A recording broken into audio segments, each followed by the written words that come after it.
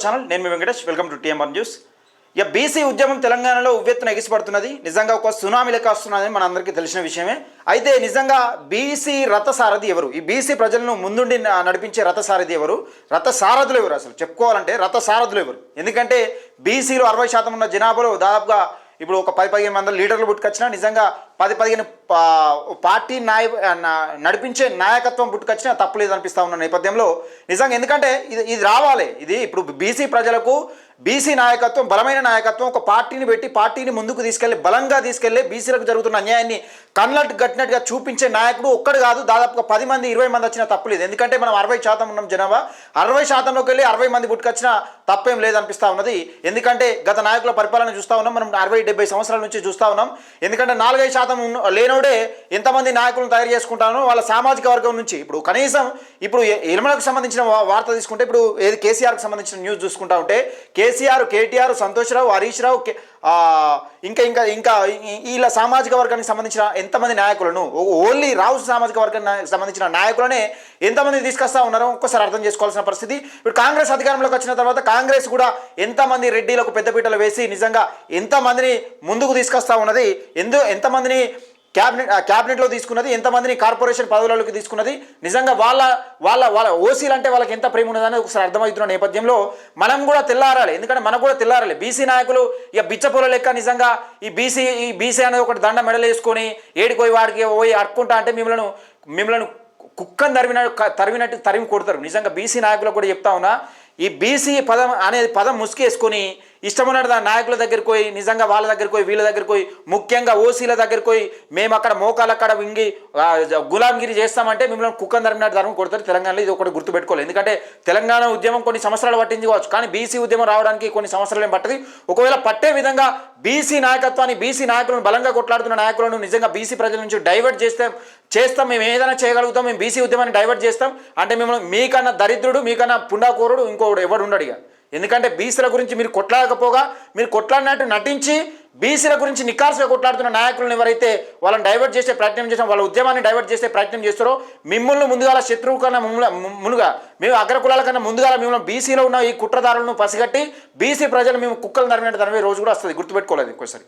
ఎందుకంటే రానున్న అసెంబ్లీ ఎన్నికలు రానున్న స్థానిక ఎన్నికలు కానీ అసెంబ్లీ ఎన్నికలు కానీ, అసెంబ్లీ ఎన్నికల దాకా ఎందుకు, రానున్న స్థానిక ఎన్నికలు కూడా బీసీలను దాటి ఒక్క అడుగు కూడా ముందుకు వేయలేవు. ఎందుకంటే చాలా క్లియర్గా అర్థమవుతున్న నేపథ్యం. ఎందుకంటే బీసీలను దాటి ఒక్క అడుగు కూడా ముందుకెళ్లే పరిస్థితి కనబడతలేదు. అందుకే స్థానిక ఎన్నికలు పెట్టడానికి జంకుతుంది కాంగ్రెస్ పార్టీ కూడా జంకుతూ ఉన్నది. బీసీల విషయంలో కానీ బీజేపీ ఏం మాట్లాడుతుందో, బీఆర్ఎస్ ఏం మాట్లాడుతుందో నిజంగా వీళ్ళ మాటలను బట్టి ముందడుగు వేస్తామనే నేపథ్యంలో కనబడతా ఉన్నది. మరి కాంగ్రెస్ పార్టీ కూడా బీసీల పక్షాన కొట్లాడుతుందా, బీసీలకు 42% రిజర్వేషన్ కల్పిస్తుందా, కల్పించదని బీజేపీ పార్టీకి కూడా తెలుసు. ఎందుకంటే అది 9th షెడ్యూల్లో పెట్టాలి, కులగణను నిజంగా ఏది 50% స్లాబ్ దాటనివ్వాలంటే ఈ న్యాయస్థానాన్ని మెప్పియాలి, అంత కథ ఉంటుందని వాళ్ళకి కూడా తెలుసు. కానీ బీజేపీ కూడా ఎందుకు మాట్లాడుతుందా అంటే బీసీ ప్రజలు కన్నెర్ర చేస్తే బీజేపీ పార్టీలు కాదు ఏ పార్టీనైనా బొంద పెట్టడానికి సిద్ధంగా ఉంటారు. ఈ విషయంలో మనం మాట్లాడుకుంటామే బెటరు. ఎందుకంటే ఏదైనా మాట్లాడితే కాంగ్రెస్ మాట్లాడితే దాని తప్పుల తడాకను దాని తప్పులను వెతికి మనం చూపెట్టే ప్రయత్నం చేద్దాం. ఎందుకంటే ఇవరకే కులగణన చేసినప్పుడు ముస్లిం బీసీలను వీళ్ళు పెడితే వాళ్ళు ముస్లిం బీసీలకు మాకేం సంబంధం, మేము కులగణన చేయం, మేము ఈ రిజర్వేషన్ మేము ఒప్పుకోము, దీన్ని మేము ఒప్పుకోము, ఈ రిజర్వేషన్లు ఇచ్చడానికి మేము ఒప్పుకోమని క్లియర్గా కాంగ్రెస్ పార్టీ చెప్తున్న నేపథ్యం. ఈ పార్టీలు ఏదైనా కానీ ఇప్పుడు బీసీ ప్రజలు ఏమనుకుంటున్నారంటే ఈ పార్టీలు ఏదైనా కానీ బీసీలకు అన్యాయం జరిగితే మిమ్మల్ని కిలోమీటర్ లోపల బంధం పెడతామని క్లియర్గా చెప్తున్న నేపథ్యం. మరి ఈ నేపథ్యంలో స్థానిక అసెంబ్లీ ఎన్నికలు కాదు కదా, స్థానిక ఎన్నికలు కూడా సర్పంచ్, వార్డు మెంబర్ నుంచి జడ్పీటీసీ, ఎంపీటీసీ వరకు కూడా ఒక్క ఎలక్షన్ కూడా ఒక్క ఎన్నిక కూడా ఒక్క సీటు కూడా బీసీలను దాటి ముందుకెళ్లే పరిస్థితి కనబడతా లేదు. నిజంగా ఒక సునామీ టైపు, ఈ సునామీలో బీసీ సునామీలో కొట్టుకపోవడానికి సిద్ధంగా ఉండాలనే నేపథ్యంలో కనబడతా ఉన్నది. ఆ ఓసీ నాయకులు కూడా ఇతర అగ్రకుల నాయకులు కూడా ఈ బీసీ అంటే జనరల్ స్థానాలలో, ఇప్పుడు వాళ్ళు జనరల్ స్థానం అంటే ప్రతిదీ మనది అని ఫీల్ అవుతున్న నేపథ్యంలో జనరల్ స్థానాలు అంటే నిజంగా ఈ జనరల్ స్థానాలలో ఒకవేళ బీసీలు నిలబడితే జంకుతా ఉన్నారు. అటువంటి పరిస్థితి వచ్చింది.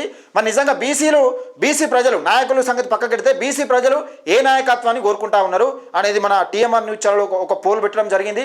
ఏదేమైనప్పటికీ నికార్స్గా బీసీ ప్రజల కోసం పదవులకు బెండ్ కాకుండా కాంగ్రెస్, బీఆర్ఎస్, బీజేపీ పార్టీలను తలదన్ని దాని ముక్కు వంచి మెడలు వంచి నిజంగా బీసీ రాజ్యాధికారం తీసుకొచ్చే నాయకుడు ఎవరున్నారు? మీ అభిప్రాయం మీ అభిప్రాయాన్ని కూడా మాకు తెలియజేసే ప్రయత్నంగా ఈ ముందడుగు వేస్తా ఉన్నా. దయచేసి ఈ పోల్లో ప్రతి ఒక్కరు పాల్గొనాలి, ఎందుకంటే ఈ కమ్యూనిటీ పోస్ట్లో ఉన్నది ఒకసారి నీకు చూపించే ప్రయత్నం చేస్తా.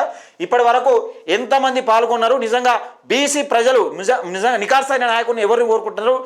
ఒకవేళ నిజంగా బీసీ ప్రజలను డైవర్ట్ చేసే విధంగా, బీసీ నాయకత్వాన్ని కించపరిచే విధంగా, బీసీ ఉద్యమాలను పక్కదోవ పట్టించే విధంగా ఉంటే మిమ్మల్ని కూడా కిలోమీటర్ల లోతుల బొంద పెడతారు. ఈ నాయకులు ఎవరైతే ఉంటారో ఇప్పుడు బీసీ ముసుగులో ఇష్టానుసారంగా ఏది ప్యాకేజీల కోసం పనిచేస్తామంటే ఎవడు చూస్తూ ఊరుకోడు. మీరు ఇన్ని రోజులు అంటే బీసీ ఉద్యమం తెరపైకి రాలేదు, సరే 10 నుంచి 15 సంవత్సరాలు 20 సంవత్సరాలు ఎప్పటి నుంచి నడిచినా కానీ మీరు ఉద్యమాలు చేస్తూ ఉండవచ్చు. కానీ నికార్సుగా కొట్లాడే నాయకుడు వచ్చినప్పుడు, బీసీ ప్రజల కోసం బీసీ ఉద్యమం ఉవ్వెత్తున ఎగిసిపడుతున్నప్పుడు దీన్ని డైవర్ట్ చేస్తాం, తెలంగాణ ఉద్యమం జరిగినట్టు ఏళ్ళకేళ్ళు మేము జరిపే ప్రయత్నం చేస్తా అంటే అదేం లేదు. 2028 టార్గెట్ అంటే 2028లో బీసీ ముఖ్యమంత్రి కూర్చోవాల్సిందే, నిజంగా బీసీలకు రాజ్యాధికారం రావాల్సిందే. అసలు బీసీ ప్రజలు ఏం కోరుకుంటున్నారో చూసే ప్రయత్నం చేద్దాం ఒకసారి. దయచేసి మీరు కూడా ఈ డిస్క్రిప్షన్లో ఈ లింక్ పెడతా, దీనికి సంబంధించిన లింక్ పెడతా. ఈ వీడియోని ఎక్కువ మందికి షేర్ చేసే ప్రయత్నం చేయండి. బీసీ ప్రజలు కూడా ఏం కోరుకుంటున్నారు, ఏం కథ అనేది తెలుసుకునే ప్రయత్నం చేద్దాం. బీసీ ఉద్యమాన్ని ప్రజల్లోకి బలంగా తీసుకెళ్లే రాష్ట్ర స్థాయి నాయకుడు ఎవరు? బీసీలు అంటే చాలా మంది నాయకులు ఉన్నారు. బీసీలలో 60% ఉన్న బీసీలలో అందరు నాయకులు ఉంటారు. అందరు నాయకులు కావాలని కోరుకుంటాం. ఎందుకంటే ప్రతిపక్ష పార్టీ మనదే ఉండాలి, అధికార పార్టీ మనదే ఉండాలి. ఈ రెండు పార్టీలను ప్రశ్నించే పార్టీ కూడా మన పార్టీ ఉండాలి. ఎందుకంటే అధికారం వచ్చినా మనమే ఉండాలి. ఇన్ని రోజులు వాళ్ళు వంచుకున్నారు కదా, అధికార పార్టీ మనదే, ప్రతిపక్ష పార్టీ మనదే అని వాళ్ళు వంచుకున్నారు కదా, వాళ్ళ కుట్రను మనం పసిగట్టలేదు ఇన్ని రోజులు. కానీ ఇప్పుడు పసిగట్టి అధికార పార్టీ మనదే ఉండాలి, ప్రతిపక్షం మనదే ఉండాలి. ఈ రెండు పార్టీలను కాదని ఇంకో ప్రతిపక్షం కూడా మనదే ఉండాలి. ఎందుకంటే వీళ్ళు వంచుకున్నప్పుడు మనం చూడలే, 70 సంవత్సరాల నుంచి వాళ్ళు వంచుకుంటా ఉంటే, రాజ్యాధికారం వంచుకుంటా ఉంటే మనం చూడలే. బీఫామ్ల కాడ మనం కొట్లాడుకోలే, మంత్రి పదవుల కాడ మనం కొట్లాడుకోలే, బిచ్చపొల్లు అడుక్కున్నట్టు అడుక్కోలే బీఫామ్లు. వాళ్ళు బిచ్చపొలం చూసినట్టు చూసి మంత్రి పదవులు ఇవ్వలే. అదే విధంగా మనం కూడా 60% ఉన్న జనాభాలో మనం కూడా ఉండాలి. మనం అన్నిట్లలో మనం ఉండాలి, ప్రతిపక్షంలో మనం ఉండాలి, అధికార పార్టీలో మనం ఉండాలి. ఒక్కసారి చూసే ప్రయత్నం చేద్దాం. బీసీ ఉద్యమాన్ని ప్రజల్లోకి బలంగా తీసుకెళ్లే రాష్ట్ర స్థాయి నాయకుడు ఎవరు? చాలా మంది ఉండొచ్చు.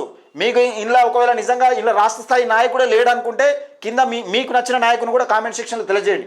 ఆర్ కృష్ణన్న మనం సంగతి చూసిందే. ఆర్ కృష్ణన్న కూడా గతంలో బీసీ నాయకులు, బీసీ ముఖ్యంగా ఈ హాస్టళ్ల గురించి కానీ విద్యార్థుల గురించి కానీ చాలా కొట్లాడుతూ ఉన్నాడు. ఆయన కొంతమంది ఇష్టపడతా ఉన్నారు. ఏదేమైనప్పటికీ ఏ నాయకుడైనా కానీ, ఎంత పెద్ద నాయకుడైనా కానీ, ఒకవేళ బీసీ ప్రజల మైండ్ డైవర్ట్ చేసేందుకు ఉద్యమాలు చేస్తే మిమ్మల్ని ఏ నాయకుడైనా కానీ కిలోమీటర్ లోపల బొంద పెడతారు. గుర్తుపెట్టుకోరు. అది నేను ఇంత పెద్ద పేరు ఉన్నది, నాకు అంత పెద్ద పేరు ఉన్నది ఏముండదు, అది అంత ఏముండదు. ఇక తీన్మార్ మల్లన్న దాదాపుగా కీలకంగా పనిచేస్తూ ఉన్న నేపథ్యం. అసలు వరంగల్ సభ తర్వాత రాష్ట్రంలో నిజంగా బీసీ రాజకీయం అనేది ఏ విధంగా వేడెక్కింది, ఆ వేడెక్కడానికి కారణం ఎవరన్నది నేను చెప్పాల్సిన అవసరం లేదు, మీకు క్లియర్గా తెలిసిన విషయం. ఇక తీన్మార్ మల్లన్నను 56% మంది ఇష్టపడతా ఉన్నారు. ఇక విజిఆర్ ఈయన సిన్సియర్గా బీసీల కోసం పనిచేస్తున్న వ్యక్తి. సరే, ఈయన గురించి చదవకపోతే చాలా మంది తెలుసుకొని మీ అభిప్రాయాన్ని కూడా తెలియజేసే ప్రయత్నం చేయండి. ఈయనకు 3% మంది ఉంటా ఉన్నారు. జాజుల శ్రీనివాస్ గౌడ్ ఈయన కూడా బీసీల కోసం కొట్లాడుతున్నా అని చెప్తా ఉన్నాడు. ఈయన ఇక బీసీల కోసం పనిచేస్తా ఉన్నాడు. ఈయన 9% మంది చెప్తా ఉన్నారు. ఈ పోల్లో ఇట్లా మరి పాల్గొని మీ అభిప్రాయం తెలియజేయాలనుకుంటే డిస్క్రిప్షన్లో దీనికి సంబంధించిన లింక్ పెడతా. దయచేసి మీ అభిప్రాయాన్ని తెలియజేయండి. ఒకవేళ నిజంగా ఇలా మీకు సంబంధించిన రాష్ట్ర స్థాయి నాయకుడు లేడనుకుంటే, అంటే మీకు నచ్చిన నాయకుడు నిజంగా ప్రజల్లోకి బలంగా తీసుకెళ్లే నాయకుడు లేడనుకుంటే మీ అభిప్రాయాన్ని కూడా కింద కామెంట్ సెక్షన్లో తెలియజేసే ప్రయత్నం చేయండి. ఏదేమైనప్పటికీ 2028 టార్గెట్గా పెట్టుకుని పనిచేస్తున్న నేపథ్యంలో బీసీ రాజ్యాధికారం 2028లో రావాల్సిందే. 100% అగ్రకులాల మెడలు వంచి బీసీ రాజ్యాధికారం సాధించుకుందాం, మన నాయకులను కాపాడుకుందాం. బీసీ దొంగలైన ఈ ప్యాకేజీల కోసం అమ్ముడుపోయే దొంగలను తరిమి కొట్టాల్సిన బాధ్యత మనది ఉన్నది. బీసీ ప్రజలారా, ముఖ్యంగా ఈ వీడియోని ఎక్కువ మందికి షేర్ చేస్తారని అనుకుంటా ఉన్నా. టీఎంఆర్ న్యూస్, పేద ప్రజల గుంటుక, నేను మీ వెంకటేష్.